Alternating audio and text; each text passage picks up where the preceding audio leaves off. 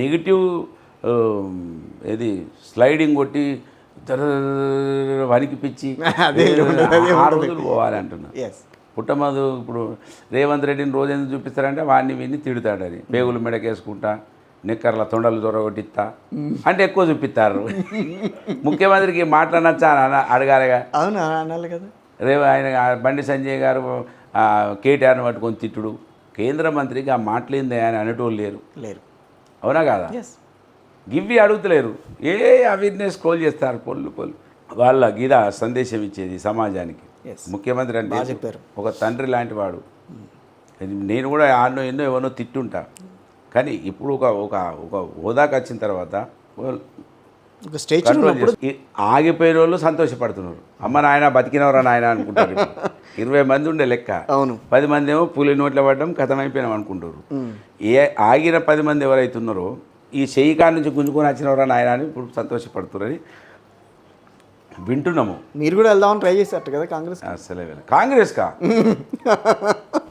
కాంగ్రెస్ అనేది అయితే బీజేపీలోకి వెళ్తారు. అయితే అసలు కాంగ్రెస్ అనేది అసలు ఆ పార్టీ ఈ దేశంలో ఉండొద్దు అనేది నేను కోరుకునే వ్యక్తులలో నేను ఒక్కని.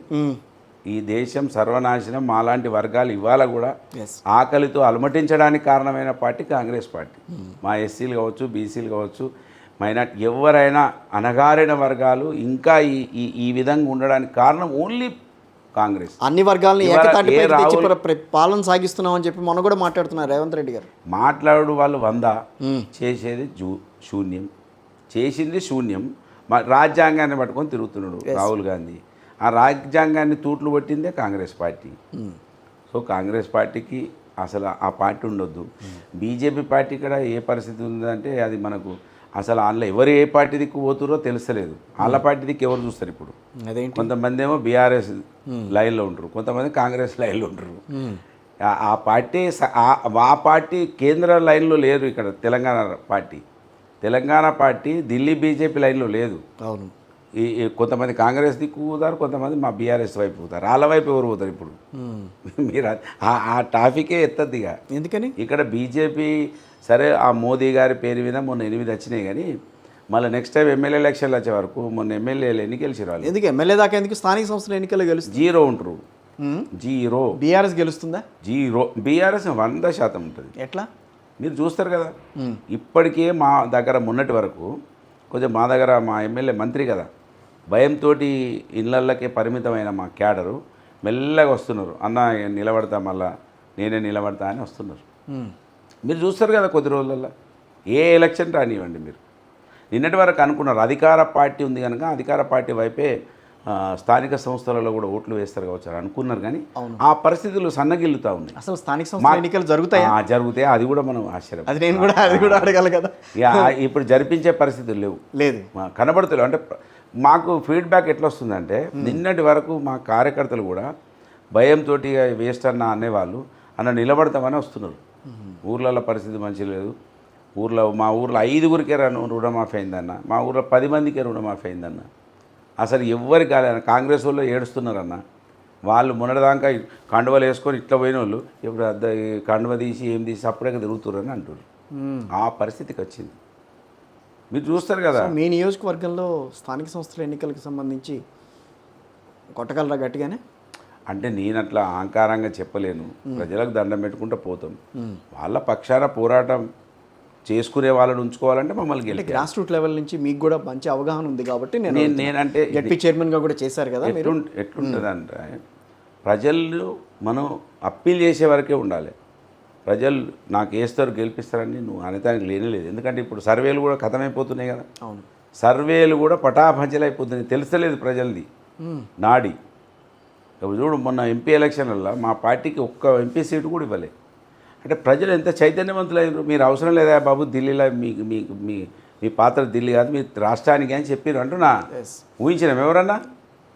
ఓటో 2 వస్తాయి అనుకున్నాం లాస్ట్కు. మరి ఓటో 2 కూడా రాదు. కానీ పుట్టమధు గారు అటు కేంద్రంతో సఖ్యత లేకపోవటం, రాష్ట్రంలో కూడా పాలన మీద వ్యతిరేకత ఉండడం, ఈ 2 కూడా మొన్నటి ఎన్నికల్లో బీఆర్ఎస్ మీద పెను ప్రభావం చూపించాయనంటే ఏం చెప్తారు? ఇక అది రాష్ట్ర రాజకీయాలు. నేను దాంట్లో పెద్దగా మొత్తం మీదనైతే కాంగ్రెస్ పార్టీ అబద్ధాలను నమ్మిండ్రు. 10 సంవత్సరాలు అయింది. ఇంకా ఇక వీళ్ళేనా ఆ కేంద్రంతో ఏదో ఒక ఇప్పుడు ఎన్డీఏతో అన్నా కలిసి ఉండాలి, ఉండాలి. కాంగ్రెస్ పార్టీతో అన్నా కలిసి ఉండాలి. రెండింటితోనూ రెంటికి చెడ్డ ఎవరిలాగా తయారవ్వాలో మన బీఆర్ఎస్. దాంతో కొంత మైనసే అయింది మాకు. కనీసం ఆ కమ్యూనిస్టులతో ఉండేది కమ్యూనిస్ట్ ఇంకా వాళ్ళ ప్రభావం కనిపిస్తుందా తెలంగాణలో? కొంచెం ఇప్పుడు మాదంటే సింగరేణి బెల్ట్ అక్కడ సరే కొంత నన్ను ఉంటుంది కదా, అవును 1-2% అని ఉంటుంది కదా. ఇప్పుడు 1-2% తోటే కదా మేము పోయింది టోటల్.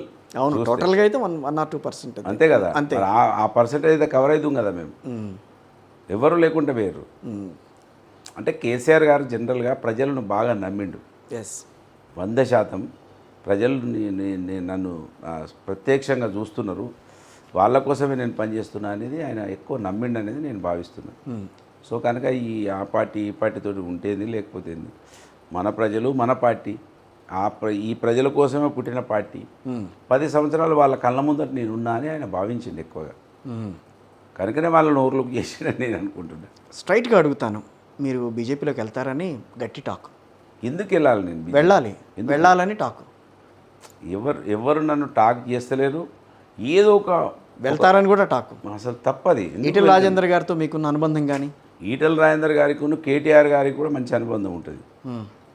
ఒక కేసీఆర్ అప్పుడు మరి బీఆర్ఎస్ని వదిలేసేసి ఆయన బీజేపీలో ఎందుకు జాయిన్ అవుతారు అంత అనుబంధం ఉంటే? అంటే కేసీఆర్ గారితో విభేదం రావడం వలన వచ్చిండు తప్ప కేటీఆర్ గారు వాళ్ళిద్దరు సొంత అన్నదమ్ములాగా ఉంటారు.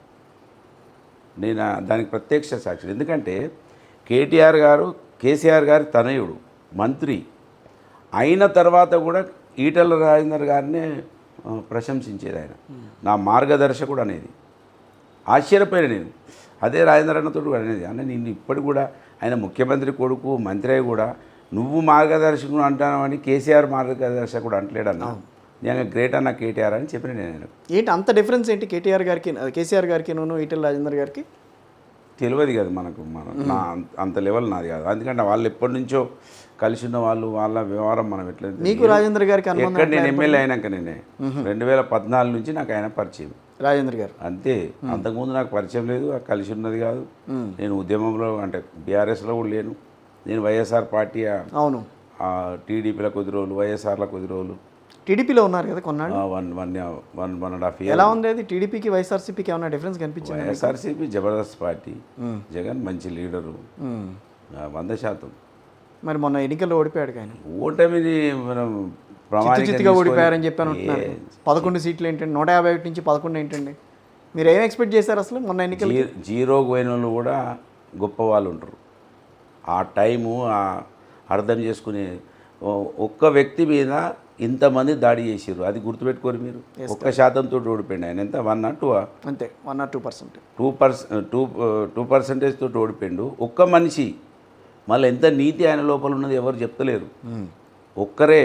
మీరేం చూసారు ఆయన దగ్గర? ఆయన లోపల ఉన్న ఒకటి మాట ఇస్తే కట్టుబడి ఉంటాడు. మాట మీద ఉండే వ్యక్తి. మాట మీదనే జైలుకు పోయొచ్చిన తర్వాత కూడా ఆయన ఏదైతే మా నాన్న ఆశయాలు ఉన్నాయో దానికోసమే పనిచేస్తా అని చెప్పిండు. పాదయాత్ర చేసిండు. మళ్ళీ ఆయన సీఎం కాకపోతే ఆయన ఎమ్మెల్యేలు కొనుగోలు చేసి ఆయనని చిత్తు చేసినా కూడా నిలబడి సీఎం అయిండు. సీఎం అయిన తర్వాత కూడా ఆయన ఇచ్చిన మాట పథకాలు ఇస్తా అని ఇచ్చిండు. ఎవరితో పొత్తు పెట్టుకోలేదు. చంద్రబాబు నాయుడు మొన్న చంద్రబాబు నాయుడు 2019లో ఒకరితోటి పొత్తు కాంగ్రెస్ తోటి, మళ్ళీ 2023 వచ్చే వరకు మళ్ళీ బీజేపీ తోటి పెట్టి, 14లో బీజేపీ తోటి పోయింది. 4 దిక్కులో తిరుగుతాడు చంద్రబాబు నాయుడు. జగన్ తిరిగిండు ఎక్కడికన్నా? ఒక్కటన్నా ఒక్కరి దగ్గరికన్నా పోయి మోకరిల్లిండా? ఆయన పథకాలు ఇస్తారని పథకాలు ఇచ్చింది. పైసలు పంచి పెడతాడు. ఇప్పుడు చంద్రబాబు నాయుడు పైసలు పంచి పెడతలేడా? పెన్షన్లు పెంచలేదా? అనేక పథకాలు పెట్టిండు. మొన్న ఈడ 6 గ్యారెంటీలు అన్నట్టు ఆయన 60 గ్యారెంటీలు పెట్టిండు. అవునా కాదా? మరి జగన్ మాట మీద నిలబడ్డ వ్యక్తి. రాజశేఖర్ రెడ్డి గారికి నిజమైన వారసుడు ఆయన. నేను ఆయన చాలా లైక్ చేస్తాను. రాజశేఖర్ రెడ్డి గారు అంటే బాగా ఇష్టపడతారా? జగన్ అంటే ఇష్టపడతారా? రాజశేఖర్ రెడ్డి ఇష్టపడతా, జగన్ కూడా ఇష్టపడతా. అంటే వైఎస్ఆర్సీపీలోకి వెళ్ళడానికి కారణం? నేను రాజశేఖర్ రెడ్డి గారికి ఆయన పీసీసీ ప్రెసిడెంట్గా